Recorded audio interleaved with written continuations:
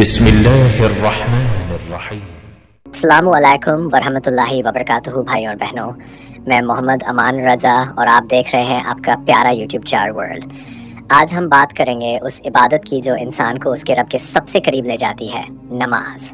نماز صرف ایک فرض نہیں بلکہ ایک سکون ہے، ایک راحت ہے جو دل کو چین دیتی ہے اور روح کو تازگی بخشتی ہے۔ جب کوئی مومن وضو کرتا ہے تو اس کے جسم سے صرف مٹی نہیں بلکہ اس کے گناہ بھی دھل جاتے ہیں، اور جب وہ نماز کی نیت باندھ کر قبلے کی طرف کھڑا ہوتا ہے تو وہ اس دنیا سے روحانی طور پر نکل کر اللہ کی بارگاہ میں داخل ہو جاتا ہے۔ نماز میں بندہ اللہ سے سیدھے بات کرتا ہے جب وہ کہتا ہے ایاک نعبد و ایاک نستعین، یعنی اے میرے رب، ہم تیری ہی عبادت کرتے ہیں اور تجھی سے مدد مانگتے ہیں۔ سوچئے، ایک انسان جو مٹی سے بنا ہے وہ جب اپنے خالق سے روبرو ہوتا ہے تو لمحے سے بڑھ کر کوئی خوشی، کوئی سکون ہو سکتا ہے کیا؟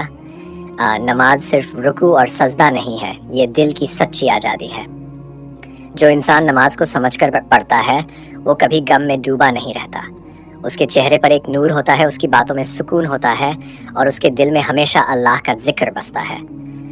اللہ تعالیٰ قرآن میں فرماتا ہے، نماز برائی اور بے حیائی سے روکتی ہے، یعنی جو سچے دل سے نماز پڑھتا ہے اس کی زندگی اپنے آپ بدل جاتی ہے۔ جھوٹ، فریب، غصہ، نفرت، سب کچھ اس کے دل سے مٹ جاتا ہے۔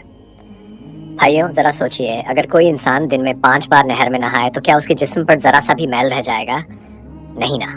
اسی طرح جو دن میں 5 بار نماز پڑھتا ہے اس کے گناہ بھی مٹ جاتے ہیں، اس کی روح پاک ہو جاتی ہے۔ نماز وہ تحفہ ہے جو ہمارے پیارے نبی صلی اللہ علیہ وسلم کو سیدھے اللہ تعالیٰ کی بارگاہ سے ملا۔ اسلام کے تمام حکم زمین پر نازل ہوئے مگر نماز کا حکم آسمانوں کے اوپر معراج کی رات میں دیا گیا۔